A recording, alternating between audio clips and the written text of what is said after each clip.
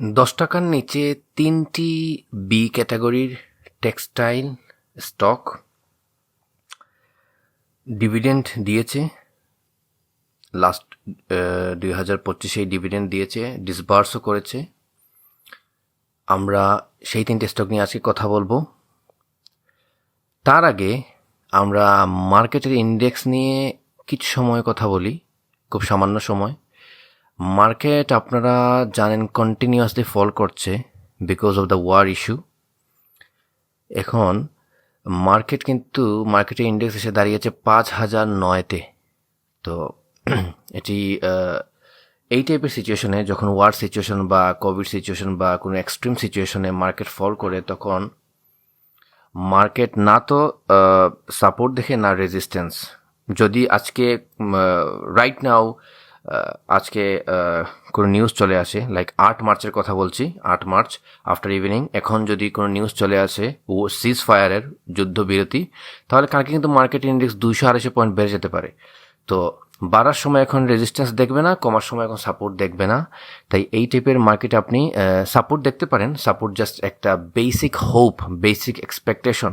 এই টাইপের মার্কেটে যখন ফল করে তখন কিন্তু মানুষ প্যানিক সেল দেয়, আর প্যানিক সেল যখন শুরু হয় তখন সাপোর্ট মানে না মার্কেট। এখন আপনারা খুব ভালো করে জানেন ৫,২০০-তে একটা সাপোর্ট ছিল, এটা ব্রেক করেছে এবং আপনারা দেখতে পাচ্ছেন মার্কেট এখন আছে ৫,০০৯-তে। আমি যদি বলি সাপোর্ট কততে আছে, বেসিক সাপোর্ট আছে ৫,০০০-এ, সাইকোলজিক্যাল সাপোর্ট, তারপর ৪,৯৫০, ৪,৮০০, ৪,৬৫০ এই লেভেলের সাপোর্ট কিন্তু আছে। তো প্যানিক সেল যদি আরও এক্সট্রিম হয়, যদি তেলের দাম আরও বাড়তে থাকে, তেলের ঘাটতি দেখা যায়, তাহলে মার্কেট কোনো সাপোর্ট মানবে না। মার্কেট হয়তো for a short period of time pool back করতে পারে, কিন্তু মার্কেট ফল করতে থাকবে। আর যদি সিজফায়ারের একটা চান্স আছে, অলরেডি ইরান থেকে একটি কথা বলা হয়েছিল, এটি এখনও ফাইনালাইজ হয় নাই, যে ইরান তাদের পার্শ্ববর্তী দেশ গালফ কান্ট্রিসে আর অ্যাটাক করবে না। এটি ডিক্লেয়ার করার পরও আনফর্চুনেটলি কিন্তু অ্যাটাক করা হয়েছে।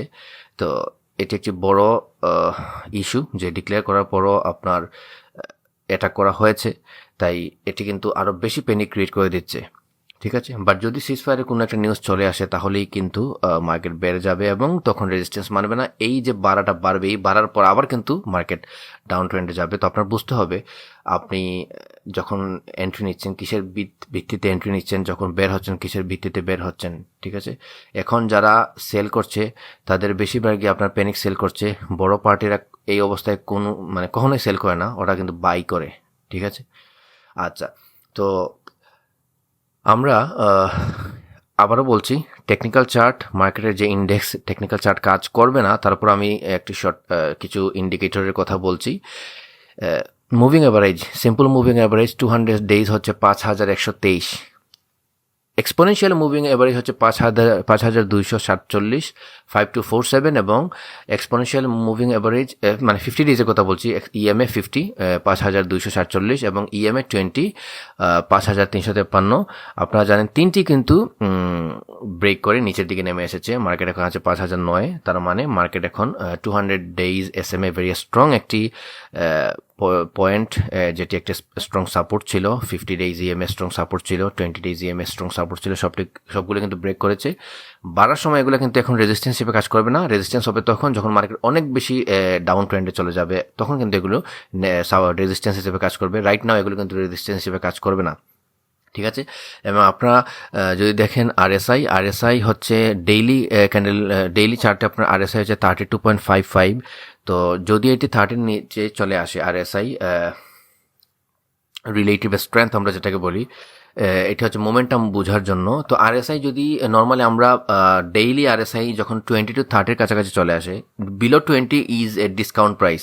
যদি 20 to 30 ইন বিটুইন চলে আসে, তাহলে কিন্তু এটি বুলিশ মার্কেটে বিলো 30 ইজ এনাফ। বাট এখন মার্কেটের বুলিশ ট্রেন্ড আছে, বাট প্যানিক সেল হচ্ছে, যার কারণে মার্কেট বিয়ারিশ ফিল দিচ্ছে। তো 20 থেকে 30 এই রেঞ্জে যদি চলে আসে, তাহলে আপনারা একটি আপ ট্রেন্ডের এক্সপেকটেশন রাখতে পারেন। তো এখন 32.55 আছে, সো 30 নিচে হয়তো আসতে পারে ডেইলিতে, অ্যান্ড হয়তো 25-এও আসতে পারে। 25-এ কিন্তু আরএসআই এর একটা সাপোর্ট থাকে, তো 25-এ মোস্ট প্রবাবলি আরএসআই এর একটা সাপোর্ট আছে। আর যদি আমরা উইকলি দেখি, উইকলিতে আপনার এমএ হচ্ছে মুভিং অ্যাভারেজ হচ্ছে 5,781, অনেক আগে এটি ব্রেক করেছে 5,177, ইএমএ 50 এবং ইএমএ 20 হচ্ছে 5,160, সব কিছু কিন্তু ব্রেক করে দিয়েছে। উইকলি এবং ডেইলি ক্যান্ডেলস্টিক চার্টে মার্কেট কিন্তু প্রত্যেকটি সাপোর্টে ব্রেক করে দিয়েছে, বাট প্যানিক সেলে যে সাপোর্টটা ব্রেক হয় বা ওয়ার ইস্যুর কারণে এই টাইপের, এটাকে ঠিক ব্রেক করা বলে না, এটা আলটিমেটলি একটা নিউজ আসলে এটা ঘুরে যাবে। এবং 45.86 হচ্ছে আরএসআই আপনার, এটি বিলো 40 উইকলিতে যদি বিলো 35 আসে তাহলে আপনারা ধরতে পারেন এটি ওভারসল্ড মানে কি অনেক বেশি সেল হয়েছে, এখন ন্যাচারালি পারচেস করা হবে, বড় বড় পার্টি হয়তো এন্ট্রি নেবে, যারা লং টার্মে হোল্ড করে তারা এন্ট্রি নেবে। তাই মানে ওভারসল্ড যখনই মার্কেট দেখবেন বা কোনো একটা স্টক দেখবেন ওভারবোট ক্যাটাগরিতে চলে গেছে, ওভারবোট হচ্ছে 70 অ্যান্ড অ্যাবাভ 70, তখনই আপনারা এক্সপেক্ট করতে পারেন একটা পুল ব্যাক। আর যখনই আপনি দেখবেন মার্কেট নিচের দিকে নেমে আরএসআই কোনো একটা স্টক বা ইন্ডেক্স যে কোনোটা হতে পারে বিলো 30, বিলো 25 চলে এসেছে, আপনারা ধরতে পারেন, ডেইলি কথা বলছি আপনারা, এবং উইকলি 35 নিচে চলে এসেছে, আপনারা ধরতে পারেন যে এটি ওভারসল্ড ক্যাটাগরি এবং ওভারসল্ড স্টেটে চলে এসেছে, নট ক্যাটাগরি। ওভারসল্ড স্টেটে আসার পর একটা এক্সপেকটেশন থাকে যে মার্কেট হয়তো এখন বিগ বায়াররা ইনস্টিটিউট যারা আছে তারা হয়তো বাই দিবে, প্রাতিষ্ঠানিক বিনিয়োগকারী যারা আছে তারা হয়তো বাই দিবে, অ্যান্ড যারা লং টার্ম ইনভেস্টর তারা বাই দিবে। এই এক্সপেকটেশন থেকে কিন্তু ওভারসল্ডে মানুষ এন্ট্রি নেয় যাতে খুব কুইক একটা প্রফিট করতে পারে। ঠিক আছে, আশা করি বুঝতে পেরেছেন। তো মার্কেট নিয়ে প্যানিক হওয়ার কিছু নিয়ে এটি আমি বলবো না, আমি শুধু এটি বলবো এই মুহূর্তে মার্কেটে যেটি হচ্ছে সেটি জাস্ট প্যানিক সেলিং, এবং এই টাইপের সিচুয়েশনকে আপনার গ্র্যাব করতে হবে। এই টাইপের সিচুয়েশন আপনার মার্কেট থেকে বের হলে হবে না, আপনার গ্র্যাব করতে হবে ইভেনচুয়ালি। ইটস নট দ্যাট আপনি ফুল এন্ট্রি নিয়ে নেবেন, এখন আপনার সিচুয়েশনটা বুঝে বুঝে আপনি এন্ট্রি নেবেন এবং লো প্রাইস স্টকগুলোতে এন্ট্রি নেবেন। ঠিক আছে, আর যে স্টকে পার্টি আছে সেই স্টক, যে ইন্টারেস্টিংলি যে স্টকে পার্টি এন্ট্রি নিচ্ছে বড় পার্টি স্মার্ট মানি, ওরা কিন্তু সেটিকে ফল করাবে। ঠিক আছে, আর যে স্টকে ওরা অলরেডি এন্ট্রি নিয়েছে এবং এটির দাম অনেক বাড়িয়ে দিয়েছে, সেই স্টক কিন্তু ওরা ফল করতে দেবে না। আমরা ডমিনেন্স দেখেন, পার্টি কিন্তু অ্যাক্টিভ এবং দাম কিন্তু অলরেডি 3 গুণ হয়ে গিয়েছে, রাইট, 3 গুণ 3.5 গুণ, তাই এখন কিন্তু এটা ফল করছে না। ডমিনেন্সের শেয়ার আপনি, যেহেতু আজকে আমি 3টি টেক্সটাইল নিয়ে কথা বলবো, ডমিনেন্সে যাচ্ছি না, জাস্ট বলছি ডমিনেন্স কিন্তু ফল করছে না। কেন করছে না? কারণ ডমিনেন্সের পার্টি অ্যাক্টিভ, এরা কিন্তু এখন সেল করার চিন্তা করছে, তাই এখন এটা মানুষকে ফিল দিতে হবে, মানে they have to make people feel that it's doing good, কারণ প্রাইস ফল করছে না। আর যখন দেখবেন ফল করছে কোনো একটা স্টক, তখন ওই একটা স্টকে পার্টি এন্ট্রি নিচ্ছে, এন্ট্রি নেওয়ার সময় ওরা ফল করায়, আর যখন ওরা এন্ট্রি নিয়ে অনেক স্টকের প্রাইস অনেক বাড়িয়ে দেয় তখন কিন্তু ওরা এটাকে ফল করতে দেয় না। ডমিনেন্স কিন্তু এখন অনেক উপরেও যেতে পারে, আই ডোন্ট নো, এটা হয়তো অনেকে বলে 50-100 টাকা তো যেতে পারে। আপনি এই টাইপের, আমি মানে এই টাইপের স্টক এন্ট্রি নেওয়া অনেক বোকামো, বাট এটা বলছি যখন এই থিওরিটা মাথায় রাখবেন, এই বেসিক একটা মার্কেটের যে মূলনীতি, যখন দেখবেন একটি স্টকে পার্টি ঢুকে দাম বাড়িয়ে দিয়েছে, তখন দেখবেন মার্কেট যখন ফল করছে, এটি ফল করছে না, কারণ এটি ধরিয়ে দিতে হবে। ঠিক আছে, তাই আপনি এমন স্টকে এন্ট্রি নেবেন যেগুলো লো প্রাইসে আছে, এবং যখন আরও নামবে তখন আরও এন্ট্রি নেবেন, এবং ফান্ডামেন্টালি স্ট্রং আইটেম এখন এন্ট্রি নেবেন। টেকনিক্যালি স্ট্রং না, ফান্ডামেন্টালি স্ট্রং। এবং ফান্ডামেন্টাল বাংলাদেশের প্রেক্ষাপটে, বাংলাদেশের স্টক মার্কেটের প্রেক্ষাপটে শুধু ফান্ডামেন্টাল এটা না যে আলটিমেটলি এটির রিজার্ভে কত টাকা আছে বা এটি কী রকম ডিভিডেন্ড দিচ্ছে, ফান্ডামেন্টাল অনেক কিছুর উপর ডিপেন্ড করে। ঠিক আছে, ফান্ডামেন্টাল মানে কিন্তু ইপিএস না, মানুষ মনে করি ইপিএস ফান্ডামেন্টাল একটা ছোটো প্যারামিটার, কারণ 3 মাসে এক কোয়ার্টারে আপনি একটা কোম্পানিকে কীভাবে জাজ করতে পারেন?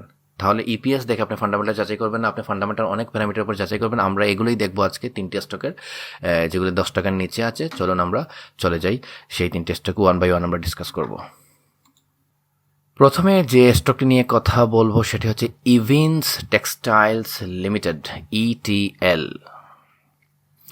ইভিন টেক্সটাইলস লিমিটেড, ইটিএল সম্পর্কে আপনারা জানেন, এটা লাস্ট 52 উইকস লো হচ্ছে 11, হাই হচ্ছে 11.7 এবং লো হচ্ছে 8.1, মানে লাস্ট 1 বছর এটি এই 8 টাকার নিচে আসেনি।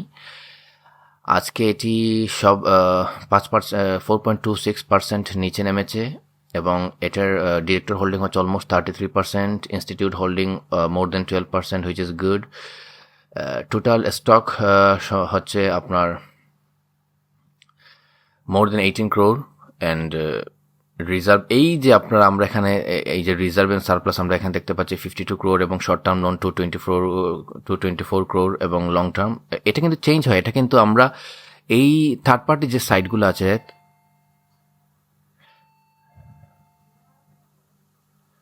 তো থার্ড পার্টি যে সাইটগুলো আছে এগুলোকে কিন্তু ইমিডিয়েটলি আপডেট হয় না। আপনি অনেক সময় দেখবেন যে এই যে নাম্বারটা, এই নাম্বারগুলো কিন্তু পারফেক্ট না। এই নাম্বারগুলো কিন্তু অনেক সময় মিসম্যাচ করবে আপনার ওদের ফাইন্যান্সিয়াল ডেটার সাথে। তাই সবসময় এগুলো দেখে আপনারা 100% শিওর হয়ে বসবেন না যে এই নাম্বারটাই কারেক্ট। এখানে অনেক সময় নাম্বার মিসম্যাচ করে। অ্যান্ড আমরা দেখব যে ইভেন্টস টেক্সটাইল আসলে কি করে। ইভেন্ট টেক্সটাইলস মূলত বাংলাদেশের টেক্সটাইল খাতের একটি শীর্ষস্থানীয় প্রতিষ্ঠান। তারা প্রধানত 100% cotton, yard, died oven fabric, সুতা রং করা বোনা কাপড়, ডাইড ওভেন ফ্যাব্রিক যেটাকে বলে, উৎপাদন করে, রং করে এবং ফিনিশিংয়ের কাজ করে। তাদের বিশেষায়িত পণ্যগুলোর মধ্যে রয়েছে প্রিমিয়াম শার্টের কাপড়, টুইল ফ্যাব্রিক, তারপর ডবি ফ্যাব্রিক, এই টাইপের ডিফারেন্ট টাইপের ফ্যাব্রিক ওরা ক্রিয়েট করে। তারপর ডেনিম কাপড়, সম্প্রতি ডেনিম ইউনিটে বড় বিনিয়োগের মাধ্যমে এই সক্ষমতা বাড়ানো হয়েছে, ওরা বাড়িয়েছে। তাদের কারখানায় সুতা ডাইং থেকে শুরু করে কাপড় বোনা এবং ফিনিশিং পর্যন্ত সব কাজ একই ছাদের নিচে হয়। এটাকে বলা হয় ভার্টিক্যালি ইন্টিগ্রেটেড। তো তাদের বায়ার কারা? তাদের বায়ার মূলত তাদের ক্রেতা হলো বিশ্বের বড় বড় রিটেইল ব্র্যান্ড। উল্লেখযোগ্য হলো H&M, C&A, CMT এবং টেমা। আপনারা H&M এর নাম শুনেছেন অলমোস্ট সবাই। তো ওরা অ্যাকচুয়ালি মানে এক্সপোর্ট করে, এক্সপোর্ট ওরিয়েন্টেড কোম্পানি। তারা মূলত ডিমড এক্সপোর্টার, প্রচ্ছন্ন রপ্তানিকারক বলা হয়। ডিমড এক্সপোর্টার হচ্ছে প্রচ্ছন্ন রপ্তানিকারক। তো প্রচ্ছন্ন রপ্তানিকারক আসলে কি? তারা সরাসরি বিদেশে কাপড় পাঠানোর চেয়ে দেশের বড় বড় তৈরি পোশাক আরএমজি কারখানা, আরএমজি হচ্ছে রেডিমেড গার্মেন্টস কারখানায় কাপড় সরবরাহ করে। মানে ওরা হচ্ছে ফেব্রিক তৈরি করে, সেই ফেব্রিকটা দিয়ে যে পোশাক তৈরি হয় সেটা এক্সপোর্ট হয়। আলটিমেটলি ওদের ফেব্রিকটা এক্সপোর্ট হয়। সেই পোশাক কারখানাগুলো এই কাপড় দিয়ে পোশাক তৈরি করে এবং সরাসরি আন্তর্জাতিক বাজারে রপ্তানি করে। তো সাম্প্রতিক খবর এবং সম্প্রসারণ, recent news and expansion of ETL আমরা কিছু দেখব। 2025 সালের শেষের দিকে ইভিন্স টেক্সটাইলস প্রায় 14.62 কোটি টাকা বিনিয়োগের ঘোষণা দিয়েছে। এই টাকা দিয়ে তাইওয়ান থেকে উচ্চগতির ওয়ার্পিং এবং কন্টিনিউয়াস ডেনিম ডাইং মেশিন কেনা হচ্ছে। এটি একটি ভেরি গুড নিউজ। এটি 2025-এর মাঝামাঝি যখন আসছিল বা শেষের দিকে যখন আসছিল তখন কিন্তু ইটিএল একটু ভালো করেছিল, বাট এটি কিন্তু লং টার্মে ভালো করার একটি ইন্ডিকেটর। ঠিক আছে, ক্যাপাসিটি বৃদ্ধি। এই নতুন বিনিয়োগের মূল লক্ষ্য হলো ডেনিম কাপড়ের উৎপাদন ক্ষমতা বৃদ্ধি করা। বর্তমানে তাদের উৎপাদন ক্ষমতা প্রতি মাসে প্রায় 20 লাখ গজ। তাদের অঙ্গ প্রতিষ্ঠান ইভিটেক্স ড্রেস শার্ট লিমিটেড সম্প্রতি লিড প্লাটিনাম সনদ পেয়েছে। লিড প্লাটিনাম এটি অনেক বড় একটা রেপুটেশন সার্টিফিকেট, যা পরিবেশ বান্ধব উৎপাদনের ক্ষেত্রে বড় একটি অর্জন। এটা কিন্তু সবাই পায় না। পার্টনারশিপ এবং সম্ভাব্য ডিল আমরা একটু দেখি। তারা লঙ্কা বাংলা ইনভেস্টমেন্টস এর সাথে তাদের মূলধন ব্যবস্থাপনা এবং বিনিয়োগ সংক্রান্ত বিষয়ে কাজ করে। এছাড়া টেক্সটাইল খাতের মানোন্নয়নের টেক্সটাইল ফোকাসের সাথে পার্টনার হিসেবে যুক্ত। কোম্পানিটি বর্তমানে গ্যাস সংকটের কারণে উৎপাদন ব্যাহত হওয়া নিয়ে কাজ করছে এবং উৎপাদন খরচ কমাতে বিকল্প জ্বালানি বা সোলার প্যানেল স্থাপনের বিষয়ে বিভিন্ন প্রতিষ্ঠানের সাথে আলোচনা চালাচ্ছে। এছাড়া নতুন রপ্তানি বাজার যেমন অস্ট্রেলিয়া ও জাপান ধরার জন্য বিভিন্ন বায়ার এজেন্টের সাথে আলোচনার খবর। রিউমার এটাকে বলা হয়। রিউমার এখনো বাজারে চলছে, ওরা কিন্তু অফিসিয়ালি কোনো ডিক্লারেশন দেয় নাই। তো দেখবো আমরা গত 5 বছরের আর্থিক যে উপাত্ত, ফাইন্যান্সিয়াল হাইলাইটস।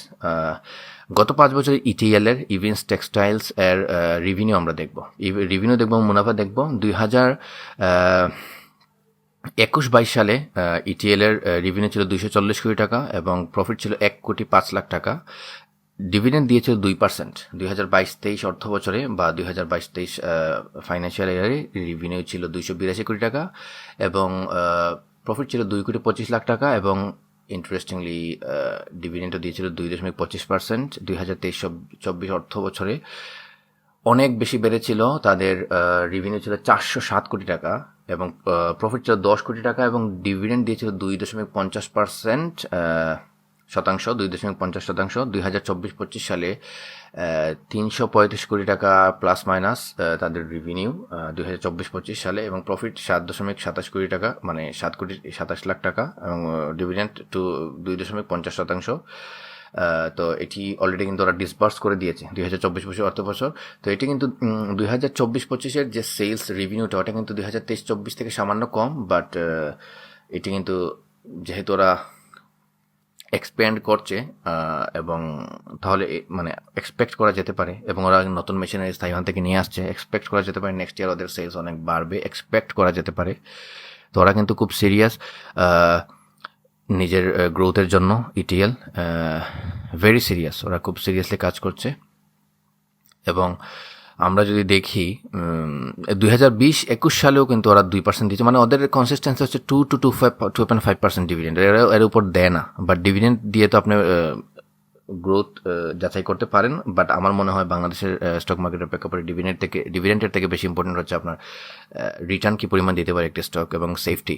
এই স্টকটি আপনার তুলনামূলকভাবে সেফ, ওরা ডিভিডেন্ড দেয় এবং ডিসবার্স করে, শুধু মুখ দিয়ে ডিক্লেয়ার করে এরকম না, অফিসিয়ালি ডিক্লেয়ার করে এরকম না, ডিসবার্সও করে, ঠিক আছে। এবং ওদের ইপিএসটা কিন্তু রাইট নাও পজিটিভ 0.38, ন্যাভ হচ্ছে 12.77 টাকা। আমরা দেখি গত 2 কোয়ার্টার ইপিএস আমরা দেখি আপনার Q1 মানে এই বছর অর্থ বছর জুলাই সেপ্টেম্বর ফার্স্ট কোয়ার্টার ওদের ইপিএস ছিল 11 পয়সা।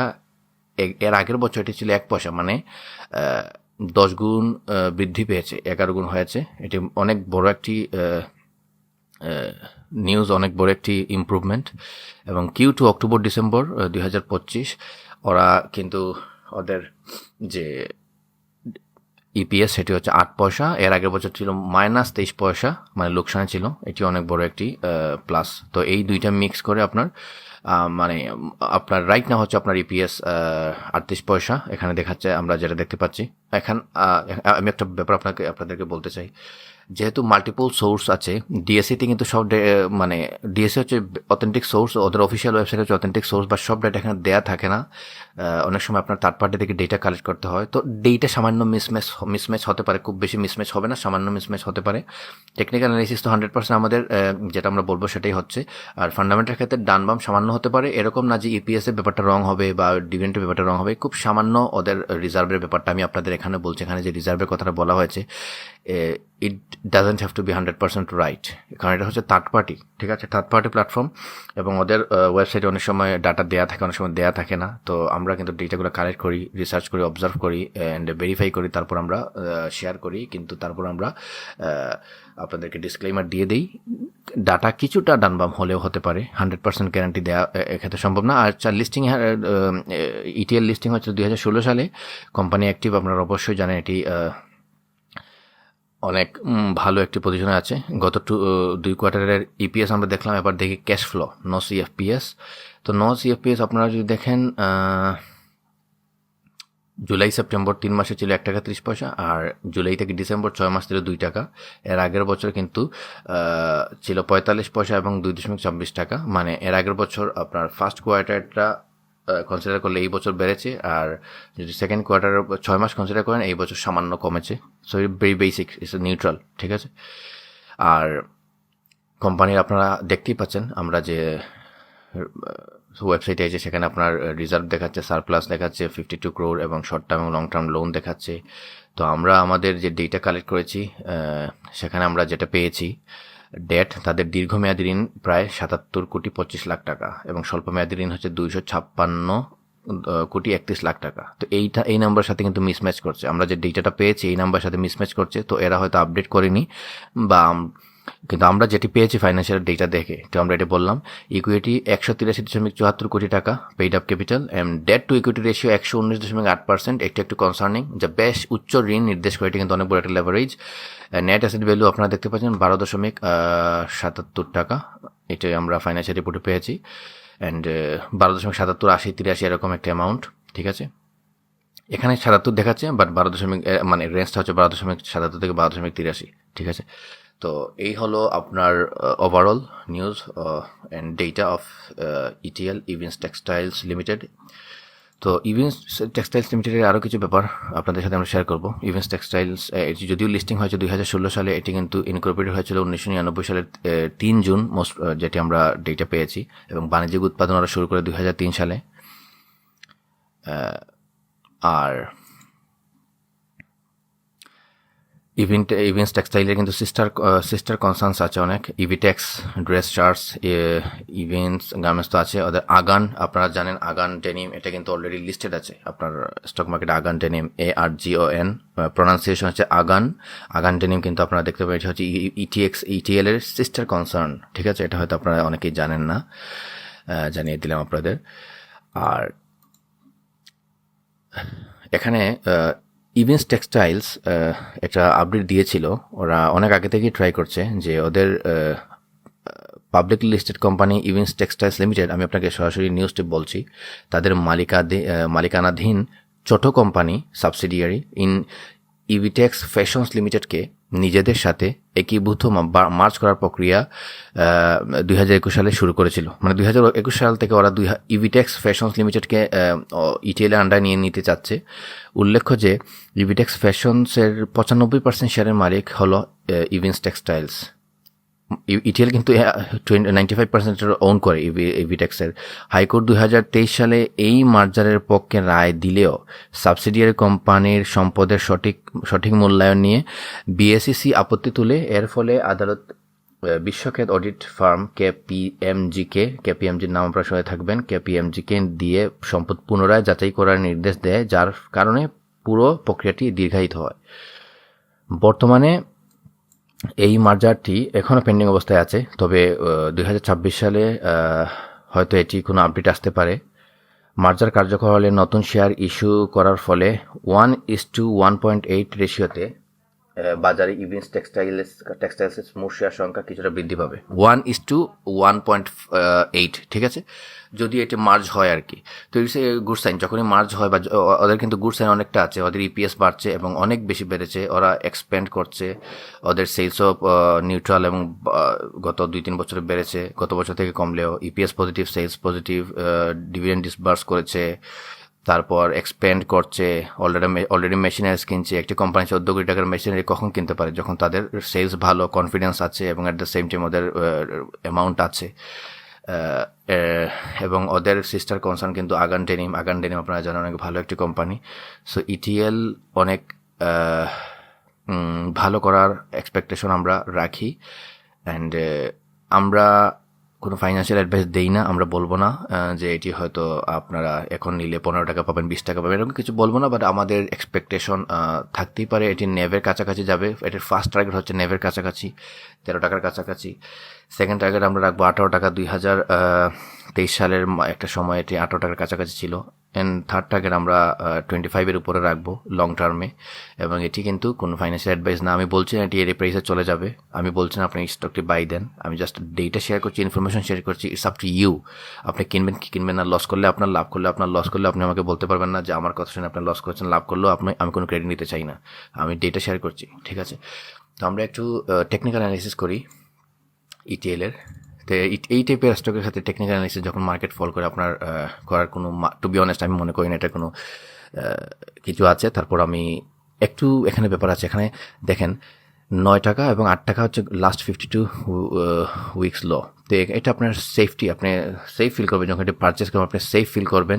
এটি হচ্ছে একটি ভালো দিক আপনি যখন টেকনিক্যাল অ্যানালিসিস করবেন, এন্ট্রি নেবেন। তো দেখেন এটির SMA simple moving average 200 days হচ্ছে 10 টাকা 31 পয়সা।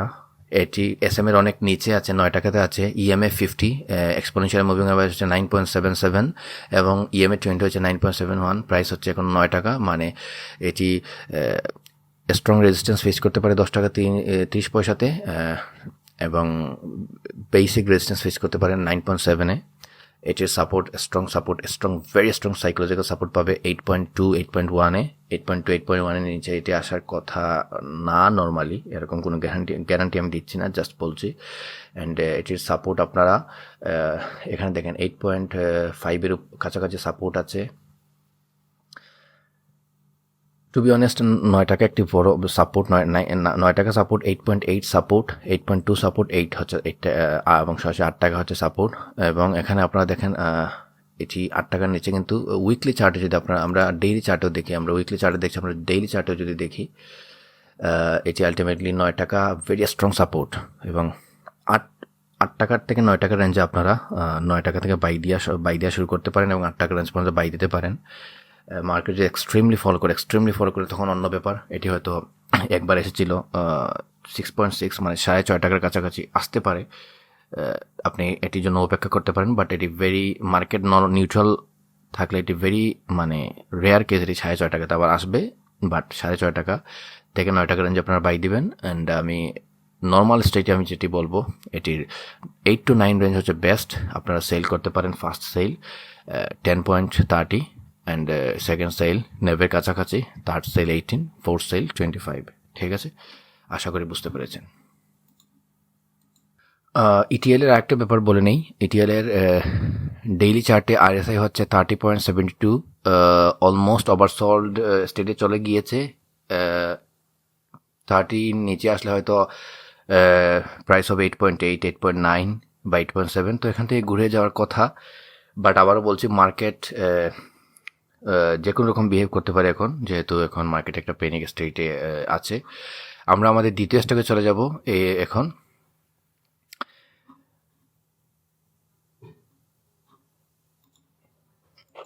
আমাদের দ্বিতীয় স্টকটি হচ্ছে dragon sweater and spilling limited, DSSL। এটি নিয়ে আমরা অনেক প্রশ্ন পাই, আপনাদের অনেকের ফেভারিট একটি স্টক আমি জানি। তো আমরা প্রথমে দেখি ডিএসএসএল আসলে কি করে, তারপর আমরা আদার প্যারামিটার্স দেখব। ডিএসএসএল একটি সমন্বিত সোয়েটার অ্যান্ড স্পিনিং, সোয়েটার এবং স্পিনিং প্রজেক্ট।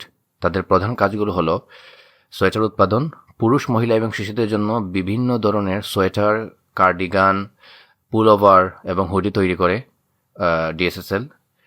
তারপর অ্যাক্রিলিক এবং কটন ব্লেন্ডেড সুতা উৎপাদন করা, যা সোয়েটার তৈরির মূল কাঁচামাল। এটি নিয়ে কাজ করে ডিএসএসএল। স্পিনিং, ওরা কিন্তু আপনার সোয়েটার অ্যান্ড স্পিনিং, ঠিক আছে। তো প্রথমটা বলেছিলাম সোয়েটার নিয়ে, এখন বলছি স্পিনিং নিয়ে। অ্যাক্রিলিক এবং কটন ব্লেন্ডেড সুতা উৎপাদন করে, যা সোয়েটার তৈরির মূল কাঁচামাল। তারা উল, কটন, সিনথেটিক এবং ফাইবার সুতা ব্যবহার করে উন্নত মানের নিটওয়্যার তৈরি করে। নিটওয়্যার হচ্ছে কি, নিটওয়্যারের একটা এক্সাম্পল যদি বলি, আপনার নিট হয়েছে সোয়েটার, টি শার্ট, ট্রাউজার, এরকম যে মানে স্পোর্টস ক্যাটাগরি যেটা আমরা নর্মালি পরি, সেটা হচ্ছে নিটওয়্যার। একটা হচ্ছে ওভেন ফেব্রিক আর একটা হচ্ছে নিট ফেব্রিক। তো এগুলো নিয়ে আমি ডিটেলসে যাবো না। তো তাদের বায়ার কারা, ডিএসএসএল এর বায়ার কারা? তাদের মূল ক্রেতা হলো উত্তর আমেরিকা, নর্থ আমেরিকা এবং ইউরোপের বড় বড় রিটেল চেইন। মানে নর্থ আমেরিকা অ্যান্ড ইউরোপ উল্লেখযোগ্য ব্র্যান্ডের মধ্যে রয়েছে মার্কস অ্যান্ড স্পেন্সার, আপনারা অনেকেই এটার নাম জানেন, ওয়ালমার্টের নাম সবাই জানেন, এবং থারা। থারা এটি স্পেলিং হচ্ছে ZARA, সবাই এটিকে জারা বলে। এটি প্রনাউন্সিয়েশন প্রপার প্রনাউন্সিয়েশন হচ্ছে তারা। এটি স্প্যানিশ ব্র্যান্ড, যদি আমার ভুল না হয়ে থাকে, রপ্তানি না লোকাল। আলটিমেটলি ওরা কোথায় প্রোডাক্ট সেল করে আমি অলরেডি বলেছি, ওরা অ্যাকচুয়ালি এক্সপোর্ট করে। এটি একটি 100% এক্সপোর্ট ওরিয়েন্টেড প্রতিষ্ঠান। তারা প্রধানত মার্কিন যুক্তরাষ্ট্র, Canada, Mexico, Brazil, Chile, Japan, Australia. Brazil কিন্তু সাউথ আমেরিকাতে পড়ে। Mexico north America, Canada north America, যুক্তরাষ্ট্র north America, Chile south America, Japan এশিয়ার ভিতরে পড়ে, অস্ট্রেলিয়া পড়ে অশেনিয়াতে, এবং যুক্তরাজ্য ইউরোপের ভিতরে। সো আপনারা জানেন যে অনেকগুলা দেশে ওরা, অনেকগুলা সাব কন্টিনেন্টে ওরা এক্সপোর্ট করে। এবং সাম্প্রতিক রিসেন্ট নিউজ অ্যান্ড এক্সপেনশন নিয়ে আমরা কথা বলি। কারখানা স্থানান্তর, ড্রাগন গ্রুপ তাদের ঢাকা মালিবাগ থেকে অধিকাংশ উৎপাদন কার্যক্রম কুমিল্লায় নিজস্ব ইন্ডাস্ট্রিয়াল কমপ্লেক্সে স্থানান্তর করেছে। এটি তাদের উৎপাদন সক্ষমতা এবং কর্মসংস্থান বৃদ্ধিতে সহায়তা করছে। ব্যবস্থাপনা পরিবর্তন, সম্প্রতি কোম্পানির পরিচালনা পর্ষদে পরিবর্তন এসেছে। মোস্তফা কামরুজ সুবহান ব্যবস্থাপনা পরিচালক মানে MD এবং মুস্তাহেদা ফজলুতুন্নেসা চেয়ারম্যান হিসেবে দায়িত্ব নিয়েছেন। এবং পার্টনারশিপ নিয়ে যদি আমরা একটু কথা বলি, কোম্পানিটি হংকং এবং চীনের বিভিন্ন প্রযুক্তিগত অংশীদারদের সাথে কারিগরি সহযোগিতার মাধ্যমে কাজ করে। এছাড়াও ব্যাকওয়ার্ড লিঙ্কেজ শক্তিশালী করতে বিভিন্ন ডাইং ও স্পিনিং ইউনিটের সাথে তাদের অভ্যন্তরীণ কৌশলগত চুক্তি রয়েছে। তো আপনার আর্থিক তথ্য যদি আমরা একটু শেয়ার করি, আপনারা এখানে দেখতে পাচ্ছেন ডিএসএসএল এর 52 লো হচ্ছে 6.9 অ্যান্ড হাই হচ্ছে 12 এবং এখন প্রাইস হচ্ছে 8.1। যদি এইখান থেকে 52 হাইও যায়, তারপর অনেক বড় একটা gain, I guess 50%। And nav হচ্ছে 18.11, অনেক ভালো একটা ন্যাভ, এবং ডিভিডেন্ড দিয়েছে 0.50%, 0.50%। এটি অনেক কম মনে হলেও এই প্রাইসের তুলনায় আমার মনে হয় ঠিক আছে। এবং এটি হচ্ছে আপনার ডিভিডেন্ড ইল্ডের দিকে থাকালে হবে না, ডিভিডেন্ড ইল্ডের দিকে না থাকি আপনার দেখতে হবে এটি পসিবল রিটার্ন কেমন হতে পারে। Director holding 32% plus, institute holding more than 10.5%, almost 11% কাছাকাছি। এবং আপনারা এখানে দেখতে পাচ্ছেন তাদের অথরাইজড ক্যাপিটাল হচ্ছে 300 crore, 300 কোটি টাকা। এবং এখানে ইন্টারেস্টিং একটা ব্যাপার, ইটিএলের মতো এটির লিস্টিং হ্যাড 2016 এবং রিজার্ভ এবং সারপ্লাস দেখাচ্ছে 172 কোটি টাকা। এটি ট্রু, 172.5 কোটি টাকা, 172 কোটি টাকা 50 লাখ। বাট এখানে আরও কিছু ব্যাপার, ফাইন্যান্সিয়াল ব্যাপার আছে যেগুলো এই থার্ড পার্টি সাইটগুলোতে দেয় না। এগুলো আমরা অনেক সময় এগুলোতে ভুল থাকে, অনেক সময় মিসম্যাচ থাকে, অনেক সময় দেয় না। তো আমরা আদার যে ফাইন্যান্সিয়াল ডেটা পেয়েছি ডিএসএসএল এর আমরা শেয়ার করবো 1 by 1। তারপর আমরা টেকনিক্যাল চার্টে বলবো প্রাইস কেমন হতে পারে, বাট নো ফাইন্যান্সিয়াল অ্যাডভাইস আবারও বলছি, ঠিক আছে। তো ডিএসএসএল মানে রেভিনিউটা আমরা দেখি গত 5 বছর ডিএসএসএল কী করছে। 2020-21 অর্থ বছর ডিএসএসএল এর সেলস ছিল 190 কোটি টাকা, 190.50 কোটি টাকা, এবং স্টক ডিভিডেন্ড দিয়েছিল 5%। এবং তখন তাদের প্রফিট হয়েছিল 14 কোটি 20 লাখ টাকা 2020-21 অর্থ বছর। এবং 2021-22 অর্থ বছরে তাদের প্রফিট, তাদের সেলস হয়েছিল 152.59, মানে 152 কোটি টাকার উপরে। এবং লোকসান হয়েছিল 10 কোটি টাকা উপরে, 10 কোটি টাকা 17 লাখ। এবং ডিভিডেন্ড তখন দিয়েছিল, ক্যাশ ডিভিডেন্ড দিয়েছিল তখন 2%। লোকসান হওয়ার পরেও ক্যাশ ডিভিডেন্ড দিয়েছিল। এই লোকসানের হয়তো কোনো আদার কারণ থাকতে পারে। 2022-23 অর্থ বছরে তাদের সেলস ছিল 164 মানে অলমোস্ট 167 কোটি টাকা, 167 কোটি টাকা। এবং প্রফিট ছিল অনেক বেশি, 23 কোটি টাকার উপরে। এবং ডিভিডেন্ড দিয়েছিল মাত্র 1%, কেন জানি না, ক্যাশ ডিভিডেন্ড। 2023-24 অর্থ বছর ওদের সেলস নেমে আসে 104 কোটি টাকাতে, মানে 103.93, এবং প্রফিট ছিল 11 কোটি টাকা। এবং ডিভিডেন্ড দেয় 1%। এবং 2024-এ তাদের সেলস অনেক অনেক নিচে নেমে আসছে। এটি রিকভার করলে অনেক উপরে যাওয়ার চান্স আছে। স্টক রিকভার যদি করতে পারে, এবং হাই চান্স রিকভার করবে। কেন করবে? কারণ এই কোম্পানিটি রিকভার, মানে এই টাইপের কোম্পানি নর্মাল রিকভার করতে পারে। ওদের ডেট নেই, ইন্টারেস্ট দেওয়ার প্রেশার নেই, নিজস্ব ফ্যাক্টরি আছে, অ্যান্ড ওরা ডেট নিয়ে কাজ করে কম। তো 50 কোটি টাকাতে নেমে আসছে, 50.58 কোটি টাকা। এবং ডিভিডেন্ড দিয়েছে 0.50%। এবং প্রফিটও 2024 বছরে কিন্তু প্রফিট 2 কোটি 55 লাখ টাকা প্রফিট, মানে লস না। যেটা আমরা পেয়েছি, ঠিক আছে। এখানে আবারও বলছি, ডেটা যদি মিসম্যাচ হয় আপনারা চেক করে নেবেন আপনাদের নিজ দায়িত্বে, যদি আপনার সিরিয়াস ইনভেস্টমেন্টে যান। আমরা কিন্তু আমাদের যত জায়গা থেকে ডেটা পেয়েছি আমরা আপনাদের সাথে শেয়ার করছি, ঠিক আছে। অ্যান্ড ইপিএস যদি আমরা দেখি, ইপিএস আপনারা দেখতেই পাচ্ছেন এখানে নেগেটিভ ইপিএস 16 টাকা 16 পয়সা ইপিএস নেগেটিভ দেখাচ্ছে। তো আমরা একটু দেখি গত 2 quarter EPS, July September first quarter this financial ইয়ারের ইপিএস হচ্ছে মানে লোকসান নেগেটিভ -4 পয়সা, যেটা আগের বছর ছিল 30 পয়সা। এবং অক্টোবর ডিসেম্বর দ্বিতীয় প্রান্তিক সেকেন্ড কোয়ার্টারে লোকসান আবার একই, -4 পয়সা, 4 পয়সা 0.04। এবং এর আগের বছর ছিল এটি 0.05, আগের বছর ছিল প্লাস, এটিও কমেছে। অ্যান্ড নো সিএফপিএস যদি আমরা দেখি, ক্যাশ ফ্লোর অবস্থা আমরা জুলাই সেপ্টেম্বরে এটি ছিল -4 পয়সা নো সিএফপিএস। এবং এর আগের বছর ছিল 9 পয়সা 0.09। আর জুলাই ডিসেম্বর যদি আমরা দেখি 6 মাসেরটা 0.02 টাকা ছিল এই বছর নো সিএফপিএস পজিটিভ গিয়েছে। এবং এর আগের বছর ছিল 10 পয়সা 0.10।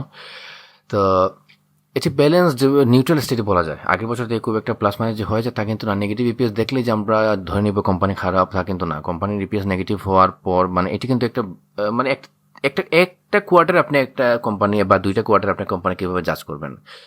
যে কোনো ইস্যুর কারণে, আপনার গ্যাসের ইস্যুর কারণে, তেলের ইস্যুর কারণে, ফিউলের ইস্যুর কারণে এটা ইপিএস নেগেটিভ আসতে পারে, এটা খুব মেজর কোনো ইস্যু না, ঠিক আছে। তো এই কোম্পানি কিন্তু ফান্ডামেন্টালি আমি বলবো না ব্লু চিপ, বলবো না ভেরি স্ট্রং, আমি শুধু এটাই বলবো এটি ফান্ডামেন্টালি যথেষ্ট ভালো একটি কোম্পানি। এবং আমরা যদি দেখি ঋণ, ডেট, ইকুইটি অ্যান্ড ন্যাভ, তো ন্যাভ তো আপনারা দেখতেই পাচ্ছেন 18.11। ডেট, কোম্পানির দীর্ঘমেয়াদী ঋণের পরিমাণ প্রায় 80-90 কোটি টাকা। এখানে কিন্তু একটা ব্যাপার আমরা পেয়েছি, যেটা এখানে দেখেন এটা কিন্তু মিসম্যাচ করছে। লং টার্ম লোন এখানে দেখাচ্ছে 0। আমরা যে ডাটাটা পেয়েছি এখানে এটা কিন্তু 80-90 কোটি টাকা, যেটা সেটি কিন্তু এলসির অ্যামাউন্ট হতে পারে। তাদের ঋণের তুলনায় ইকুইটির পরিমাণ বেশ ভালো, ডেট ইকুইটি রেশিও পজিটিভ অনুকূলে আছে। পরিশোধিত মূলধন পেইড আপ ক্যাপিটাল 210.79 কোটি টাকা, ন্যাভ হচ্ছে 18.11 কোটি টাকা, ইকুইটি হচ্ছে 381.87 কোটি টাকা। আবার ইকুইটি আমি মেনশন করছি 381.87 কোটি টাকা। আর এখানে একটি নোট আমি বলতে চাই আপনাদের, গত এক বছরে বিশ্ববাজারে সোয়েটারের চাহিদা কিন্তু কমে গিয়েছিল, কিছুটা কম থাকায়, কিছুটা সামান্য গ্যাস বিদ্যুৎ সংকটের কারণে ডিএসএসএল এর মুনাফা ও আয় উল্লেখযোগ্যভাবে কমেছে। ওদের দুইটা ইস্যু, এক হচ্ছে সোয়েটারের ডিমান্ড কমে গিয়েছিল, মানে comparatively not like they're very low, আর গ্যাস বিদ্যুতের কারণে তো আপনারা অলরেডি জানেন ইভিন্স টেক্সটাইল থেকে শুরু করে প্রত্যেকটা কোম্পানি কিন্তু সাফার করছে এবং করেছিল। তো এই দুটি কারণে তাদের এপিএস কিন্তু নেগেটিভ চলে গিয়েছে সাম্প্রতিক। আর আপনার এখানে আমি যেটি বলতে চাই যে রিজার্ভ আর সারপ্লাস দেখাচ্ছে এখানে 172.5, মানে 172 কোটি টাকা 50 লাখ, 172 কোটি 50 লাখ টাকা। আর এখানে কিন্তু আমরা যে ডেটা পেয়েছি বিগত অডিট রিপোর্ট থেকে, যে ডেটা আমরা পেয়েছি 80-90 কোটি টাকার কথা উল্লেখ করেছি, যেটি আমি সেটি ছিল তাদের সামগ্রিক টোটাল লাইবিলিটিস, সামগ্রিক দায়, টোটাল লাইবিলিটিস এবং বিভিন্ন ব্যাংক গ্যারান্টির সমষ্টি। তবে আমরা যদি শুধু ইন্টারেস্ট বিয়ারিং লং টার্ম ডেটের কথা বলি, তাহলে আমরা বলবো এই ইনফরমেশনটি রাইট, এবং তাদের কিন্তু ইন্টারেস্ট দেওয়ার প্রেশার নেই, ঠিক আছে। মানে আপনার তাদের লং টার্ম ডেট যেটি বলবো এটি কিন্তু শূন্য, কিন্তু অনেক সময় এখানে যেটি আমি বললাম এলসির ব্যাপার হতে পারে বা আদার কিছু ব্যাংক লেনদেনের ব্যাপার হতে পারে, ঠিক আছে।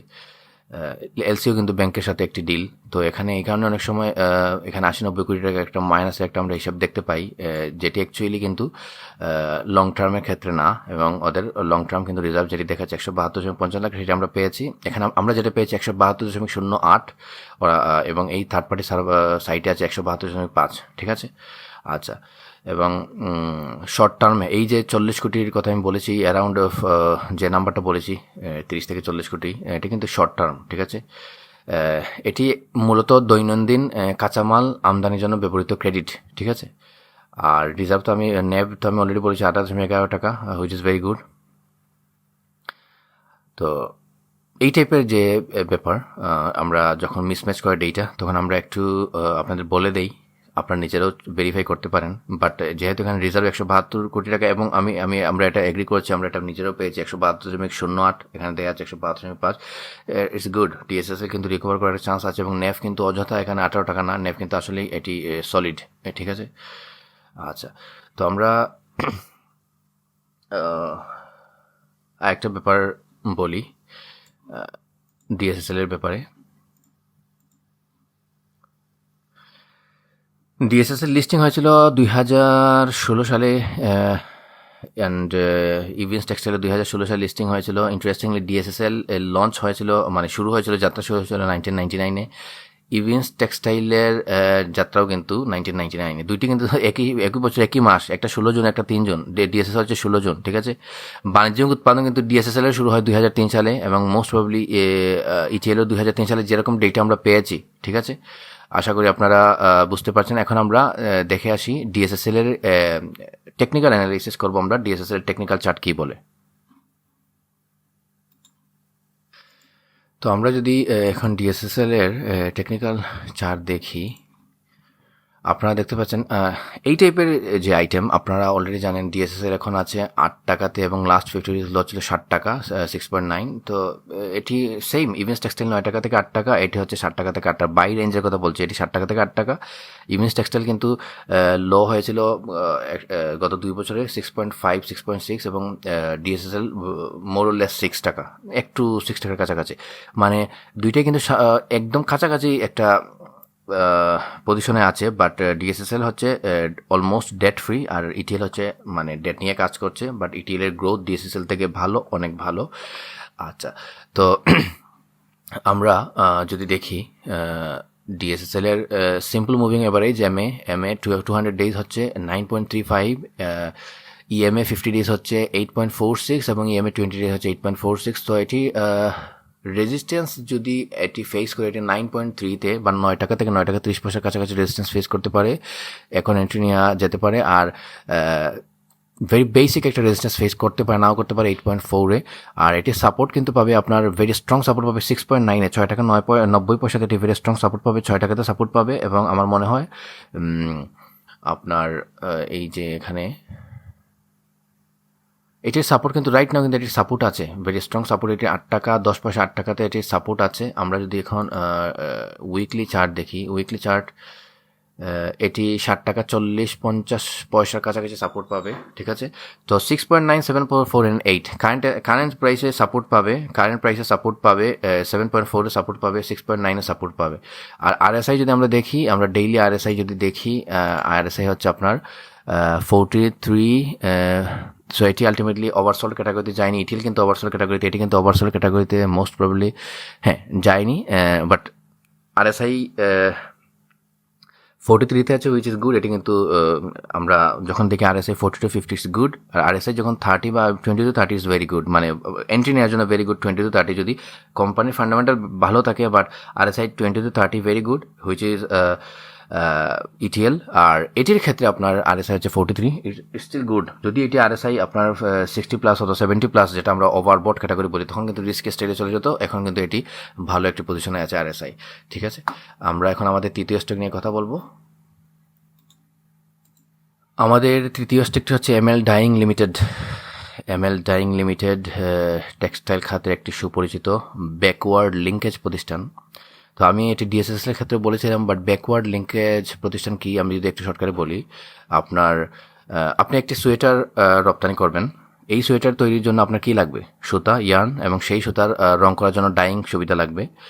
তো এমএল ডাইং হলো একটি ব্যাকওয়ার্ড লিঙ্কেজ প্রতিষ্ঠান। তারা সরাসরি সোয়েটার বানিয়ে বিদেশ পাঠায় না, বরং যারা সোয়েটার বানায় তাদের জন্য সুতা রং করে দেয় বা সুতা সরবরাহ করে। অর্থাৎ মূল রপ্তানি পণ্যের বা পোশাকের পেছনের কাঁচামাল বা প্রসেসিং নিশ্চিত করে হলো ব্যাকওয়ার্ড লিঙ্কেজ। তো এমএল ডাইং মূলত কী করে, যেটা আমরা অলরেডি বললাম, সুতা ডাইং এবং প্রসেসিং ইউনিট। তারা বিভিন্ন ধরনের অ্যাক্রিলিক, কটন এবং ব্লেন্ডেড সুতার রং করার কাজ করে, যেটি আমরা দেখেছিলাম ডিএসএসএল এর ক্ষেত্রেও। সুতা ডাইং সহজ হিসেবে সুতা রং করে, অ্যান্ড সোয়েটার খাতের ব্যাকওয়ার্ড লিঙ্কেজ এটি এক্সপ্লেন করেছি। স্পিনিং 2021 সাল থেকে তারা নিজস্ব স্পিনিং ইউনিটে প্রতিদিন প্রায় 20 টন কটন ইয়ার্ন বা সুতা উৎপাদন করছে। এটি তাদের ডাইং ইউনিটের জন্য কাঁচামাল হিসেবে ব্যবহৃত হয়। ক্রেতা এবং বাজার, তাদের বায়ার কারা আমরা একটু দেখি। তাদের সরাসরি ক্রেতা হলো বাংলাদেশের 100% রপ্তানিমুখী সোয়েটার কারখানাগুলো, মানে ডিএসএসএলও কিন্তু তাদের বায়ার হতে পারে। এই কারখানাগুলো এমএল ডাইংয়ের সুতা ব্যবহার করে সোয়েটার তৈরি করে এবং তা বিশ্বখ্যাত ব্র্যান্ডের কাছে পাঠায়, এবং এটি কিন্তু আলটিমেটলি লিঙ্কেজ যেটি বলেছিলাম আমি। তারা মূলত ডিমড এক্সপোর্টার, প্রচ্ছন্ন রপ্তানিকারক, অর্থাৎ তারা সরাসরি বিদেশি সুতা রপ্তানি করে না, বরং দেশের রপ্তানিমুখী কারখানায় সুতা সরবরাহ করে বৈদেশিক মুদ্রা অর্জনে সহায়তা করে। আলটিমেটলি ইনডাইরেক্ট এক্সপোর্টার, প্রচ্ছন্ন এক্সপোর্টার। সাম্প্রতিক খবর ও সম্প্রসারণ নিয়ে আমরা একটু যদি কথা বলি, কোম্পানিটি সম্প্রতি তাদের স্পিনিং সক্ষমতা বাড়িয়ে প্রতিদিন 20 টনে উন্নীত করেছে। অ্যান্ড 2023 সালের মে মাসে, এটি একটি বেসিক নিউজ, এটি বলার কিছু নেই, তারা তাদের কোম্পানির নাম পরিবর্তন করে পিএলসি করেছে, ML Dyeing and Textile Industries PLC, শুধু একটা পিএলসি যুক্ত হয়েছে। অ্যান্ড 2025 সালের অডিট রিপোর্টে, আমরা যেহেতু অডিট রিপোর্টটি স্টাডি করেছি এবং শেয়ার করছি, 2025 সালের অডিট রিপোর্টে অডিটররা কিছু বিষয়ে বিশেষ নজর দিয়েছেন, যার মধ্যে গ্যাসের সংকট এবং উৎপাদন ব্যাহত হওয়ার বিষয়টি উঠে এসেছে। মানে অডিটররা কিন্তু এটি মেনশন করেছেন যে কোম্পানিটি গ্যাস ইস্যু ফেস করছে। তো এটি আপনাদের সাথে আমি শেয়ার করলাম। অ্যান্ড আমরা যদি সেলস দেখি, কোম্পানির 2020-21 অর্থবছর কোম্পানির সেলস ছিল 194 কোটি টাকা এবং প্রফিট ছিল 14 কোটি 35 লাখ টাকা এবং প্রফিট দিয়েছিল 5% স্টক। 2021-22 সালে 165 কোটি 60 লাখ টাকা সেলস 21-22 অর্থবছর এবং প্রফিট ছিল 10 কোটি, ডিভিডেন্ড দিয়েছিল 10%, অনেক ভালো ডিভিডেন্ড দিয়েছিল। 2022-23 অর্থবছরে সেলস ছিল 107.46 কোটি টাকা, প্রফিট ছিল 4.5 কোটি টাকা এবং ডিভিডেন্ড দিয়েছিল 2%। অ্যান্ড 2023-24 অর্থ বছরে সেলস ছিল 85.95, মানে 86 কোটি টাকা, প্রফিট ছিল 3 কোটি 17 লাখ টাকা এবং ডিভিডেন্ড দেয়নি। 2024-25 অর্থ বছরে সেলস ছিল মানে লাস্ট যেটি 85.13 কোটি, এটি ভালো সেলস এবং মুনাফা 38 লাখ টাকা, খুবই নেগেটিভ না অ্যাটলিস্ট, এবং ডিভিডেন্ড কিন্তু 0.50% দিয়েছে, 0.50। সো আপনারা দেখতে পাচ্ছেন লাস্ট 5 ইয়ার্স এটি খারাপ করেনি, ইটস ডুইং নিউট্রাল। আর দুইটা কোয়ার্টার ইপিএস যদি দেখে, আপনার ইপিএস দেখতে পাচ্ছেন অলরেডি নেগেটিভ। গত দুইটা কোয়ার্টার ইপিএস যদি দেখে এই অর্থ বছর মানে জুলাই সেপ্টেম্বরের ফার্স্ট কোয়ার্টার ইপিএস আপনার ছিল 0.02, গত বছর এটি ছিল 0.06, মানে এই বছর কমেছে। এবং অক্টোবর ডিসেম্বর 0.47 নেগেটিভ, এবং আগের বছর ছিল 0.07, অনেক বেশি কমেছে, এটা কিন্তু নেগেটিভে চলে এসেছে। অ্যান্ড নো সিএফপিএস, যেটি ক্যাশ ফ্লো আমরা যদি বলি 2000 মানে ফার্স্ট কোয়ার্টার 2025-26 অর্থ বছরের জুলাই সেপ্টেম্বর ছিল 0.33 টাকা নস এফপিএস ক্যাশ ফ্লো। অ্যান্ড আগের বছর ছিল 0.23, মানে এটি বেড়েছে এই বছর। এবং জুলাই সেপ্টেম্বর ডিসেম্বর 6 মাসে এটি -41 পয়সা, আগের বছর ছিল -53, এটিও কিন্তু বেড়েছে, নেগেটিভ হলেও বেড়েছে নস এফপিএস। কিন্তু নস ইফ ইজ ইম্পর্টেন্ট, এটি কিন্তু ক্যাশ ফ্লো, মানে cash flow is very very important. ঋণ মূলধন এবং সম্পদ, ডেট ইকুইটি অ্যান্ড ন্যাব আমরা দেখি ডিসেম্বর 2025 আর্থিক রিপোর্ট অনুযায়ী কোম্পানিটি দীর্ঘমেয়াদী ঋণের পরিমাণ কমে এসেছে, তবে তাদের প্রায় 21 কোটি টাকার মোট ঋণ রয়েছে শর্ট টার্ম লোন সহ। আর আপনার বিশাল ইকুইটির তুলনায় এটি কিন্তু অনেক কম, ঠিক আছে। তাদের ইকুইটি হচ্ছে 309.50, মানে 309.50 লাখ টাকা, এবং ডেট টু ইকুইটি রেশিও হচ্ছে 6.8, যা নির্দেশ করে কোম্পানিটি ঋণের চাপে নেই। এবং ন্যাব হচ্ছে আবার 12.78, এবং খুবই ভালো একটি পজিশন আছে। এটি যদি ন্যাবেও যায় এই প্রাইস থেকে, তাহলে কিন্তু আপনার 50%-এর উপর গেইন দিয়ে দেয়। এখানে দেখাচ্ছে কিন্তু আপনার reserve and surplus 76.7, short term loan 40.3, long term loan 0। আমরা যে ডেটা পেয়েছি কাছাকাছি, এই ডাটার কাছাকাছি পেয়েছি, একদম এক্সাক্ট সেম না হলে কাছাকাছি পেয়েছি। আপনার এটা ডিরেক্টর হোল্ডিং 30%-এর উপরে, ইনস্টিটিউট হোল্ডিং কিন্তু 16%, অনেক বেশি, এবং এই কোম্পানিটি অনেক ভালো করতে পারে। স্মার্ট মানি কিন্তু ইটিএল, ডিএসএসএল এবং এমএল ল্যাং তিনটেই অ্যাক্টিভ আছে, ঠিক আছে। অ্যান্ড আমরা টেকনিক্যাল অ্যানালিসিস করবো, তার আগে আমরা আরও কিছু বিষয় দেখে নিই। ড্রাগন সোয়েটারের মতো এমএল ডাইং বর্তমানে উৎপাদন খরচ বৃদ্ধি এবং অর্ডার সংকটের কারণে চাপে রয়েছে। বিশেষ করে 2025 সালের অক্টোবর ডিসেম্বর কোয়ার্টারে তাদের বিশাল লোকসান হয়েছিল। হওয়ার মূল কারণ যেটি ছিল সেটি হচ্ছে গ্যাসের উচ্চ মূল্য এবং ফিনান্সিয়াল কস্ট বেড়ে যাওয়া, ঠিক আছে। মানে ফিনান্সিয়াল কস্টটা বেড়ে গিয়েছিল এবং গ্যাসের উচ্চ মূল্য আলটিমেটলি একটার সাথে একটা কানেক্টেড। অ্যান্ড তাদের যে রিজার্ভ অ্যান্ড রিটেইনড আর্নিংস, এখানে আমরা যেটি পেয়েছি, তাদের রিটেইনড আর্নিং 76.27, মানে 76.27 লাখ টাকা রিটেইনড আর্নিং। এটা হচ্ছে রিটেইনড আর্নিং। আমরা একটু রিটেইনড আর্নিং ভার্সেস রিজার্ভ নিয়ে কিছু কথা বলবো। আর তাদের যে স্বল্পমেয়াদী ঋণ তাদের 0 টাকা, এটি কিন্তু শর্ট টার্ম লোন এখানে দেওয়া আছে 40 কোটি, আমরা স্বল্পমেয়াদী লোন কিন্তু পেয়েছি 0 টাকা, ঠিক আছে। এখানে এই মিসম্যাচটা হচ্ছে। দীর্ঘমেয়াদী লোন আমরা পেয়েছি 40 কোটি। তো আপনারা দেখবেন এখানে আমরা যেটা শেয়ার করেছি, আমরাও তো কালেক্ট করে শেয়ার করেছি, দু একটা জায়গায় মিসম্যাচ হতে পারে, আমি বারবার কিন্তু আপনাদেরকে বলছি। অ্যান্ড কোম্পানিটির দীর্ঘমেয়াদী লায়াবিলিটি প্রধানত ডেফার্ড ট্যাক্স লায়াবিলিটি, যা প্রায় 15.5 কোটি টাকা, ঠিক আছে। তো এই টাইপের এখানে কিন্তু আপডেট হতে টাইম লাগতে পারে, অথবা এটি আমাদের ডেটের সাথে মিসম্যাচ করার একটা কারণ হতে পারে।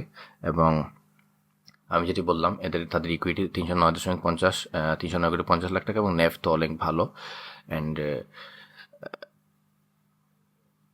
আপনার যেটি আমি বলেছিলাম রিটেইনড আর্নিং 76.27, এবং এখানে দেখা যাচ্ছে রিজার্ভ হচ্ছে 76.7, মানে কাছাকাছি। তো আমরা একটু যদি দেখতে চাই আপনার রিটেইনড আর্নিং আসলে কি, এটি হলো কোম্পানির ব্যবসা শুরু থেকে এখন পর্যন্ত হওয়া মোট নিট মুনাফা, মানে প্রফিট, যা শেয়ার হোল্ডারদের ডিভিডেন্ড হিসেবে না দিয়ে কোম্পানির কাছে রেখে দেওয়া হয়েছে। এটি সরাসরি লাভ ক্ষতির হিসাব থেকে আসে। এটি কোনো নির্দিষ্ট কাজে ব্যবহারের জন্য আলাদা করা হয় না। কোম্পানি চাইলে এটি দিয়ে ব্যবসা বাড়াতে পারে, ঋণ শোধ করতে পারে, বা ভবিষ্যতে ডিভিডেন্ড দিতে পারে। একটা এক্সাম্পল যদি দেই, আপনি মাসে 50,000 টাকা আয় করলেন, সব খরচ শেষে 10,000 টাকা হাতে থাকলো। এই জমে থাকা টাকাটি হলো আপনার রিটেইনড আর্নিংস। আর রিজার্ভ হলো রিটেইনড আর্নিংস বা লাভের একটি অংশ, যা কোনো নির্দিষ্ট উদ্দেশ্য বা ভবিষ্যতের কোনো অনিশ্চয়তা মোকাবেলার জন্য আলাদা করে রাখা হয়। এটি রিটেইনড আর্নিংস থেকে তৈরি করা হয় আপনার। আর সাধারণত একটি নির্দিষ্ট লক্ষ্য থাকে রিজার্ভের, নতুন মেশিন কেনা, আইনি ঝামেলা মেটানো, বা ক্যাপিটাল লস রিকভার করা। আপনার জমানো 10,000 টাকা, যেটা আমরা রিটেইনড আর্নিং পেয়েছিলাম, আপনার জমানো 10,000 টাকা থেকে আপনি 5,000 টাকা আলাদা করে একটি খামে ভরে রাখলেন, যাতে ভবিষ্যতে নতুন একটি ল্যাপটপ কিনতে পারেন। এই খামের টাকাটাই হলো রিজার্ভ। তো রিটেইনড আর রিজার্ভের পার্থক্য আপনারা আশা করি বুঝতে পেরেছেন। আপনার 50,000 টাকা ইনকাম, 10,000 টাকা হাতে থাকলো, এটি হচ্ছে রিটেইনড, এবং এই 10,000 টাকা থেকে আপনি 5,000 টাকা আলাদা করে রাখলেন, ভবিষ্যতে একটি ল্যাপটপ কিনবেন, এই 5,000 টাকা আপনার রিজার্ভ। তো রিজার্ভ হচ্ছে রিটেইনডের অংশ, ঠিক আছে? আশা করি বুঝতে পেরেছেন। এখন আমরা দেখব এমএল ডাইংয়ের টেকনিক্যাল চার্ট। তো এমএল ডাইং আপনারা দেখতেই পাচ্ছেন, এটির লাস্ট 52 লো ছিল 6.7 এবং হাই ছিল 11.3, হুইচ ইজ গুড। তো 52 হাইয়ে গেলেও কিন্তু এটি অনেক ভালো একটি প্রফিট দিচ্ছে, এবং আপনি সেফ জায়গায় আছেন 6.7 এবং 7.9 কারেন্ট প্রাইস, অনেক খুব একটা গ্যাপ না। এবং আমরা যদি দেখি লাস্ট 200 SMA, 200 ডেজ SMA হচ্ছে 8.81, ইএমএ হচ্ছে 50 ডেজ ইএমএ 50 হচ্ছে 8.43, এবং ইএমএ 20 হচ্ছে 8.51। সো সব কিছুই আপনার প্রাইসটা সবগুলোর নিচে, ইএমএ 20, 50 এবং 200 SMA এর নিচে আছে, রাইট নাও 7.9-এ আছে। তো এটি স্ট্রং রেজিস্ট্যান্স ফেস করতে পারে SMA 200-এ 8.8-এ, অ্যান্ড বেসিক রেজিস্ট্যান্স ফেস করতে পারে 8.4 এবং 5-এর কাছাকাছি। আর এটি সাপোর্ট, স্ট্রং সাপোর্ট পাবে এটি আপনার যদি আমরা দেখি স্ট্রং সাপোর্ট এটি কোথায় পেতে পারে।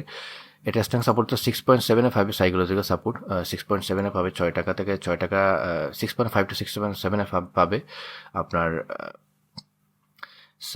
7.5 একটা সাপোর্ট পাবে, 7.5 এবং 7.8-এ একটা সাপোর্ট পাবে, মানে এখন যে প্রাইস আছে সাপোর্টেই আছে 7.89-এ, তারপর 7.5-এ একটা সাপোর্ট পাবে, 7 একটা সাইকোলজিক্যাল সাপোর্ট পাবে, 6.7-এ সাপোর্ট পাবে, মানে রেঞ্জটা হচ্ছে 6.5 to 7.9-এর কাছাকাছি। আপনারা মানে এই রেঞ্জের মধ্যে আপনারা পারচেস করতে পারেন। আর RSI হচ্ছে আপনার 40, DSSL ছিল 43, ETL ছিল 30। তো RSI যদি দেখি ওভারসোল্ড ক্যাটাগরিতে কিন্তু চলে গিয়েছে ETL, সেই দিক দিয়ে RSI এর দিক দিয়ে ETL হচ্ছে বেস্ট পজিশনে আছে, তারপর এমএল ডাইং, তারপর DSSL। বাট আমার মনে হয় তিনটি কোম্পানি ভালো রিটার্ন দিতে পারে। আমার মনে হয় নো ফাইন্যান্সিয়াল অ্যাডভাইস, আপনারা নিজেরা বুঝে শুনে কিনবেন, অ্যান্ড প্যানিক সেল করবেন না। আপনারা ফুল এন্ট্রি নেবেন না। ফুল এন্ট্রি বলতে কি, আপনার কাছে আছে 20 লাখ টাকা, আপনার 20 লাখ টাকা এন্ট্রি নিয়ে নেবেন, এরকম করবেন না, কখনোই করবেন না, ঠিক আছে? সবসময় হাতে ক্যাশ রাখবেন। অ্যান্ড আর কেয়ার ফিনডেলিকে সাবস্ক্রাইব করতে ভুলবেন না, আমাদের সাথেই থাকবেন। আমাদের মূল উদ্দেশ্য হলো আপনাদের ফাইন্যান্সিয়াল ইন্ডিপেন্ডেন্স। আমরা চাই আপনি ফাইন্যান্সিয়াল ইন্ডিপেন্ডেন্ট হন, আপনি প্রফিট করুন। Thank you.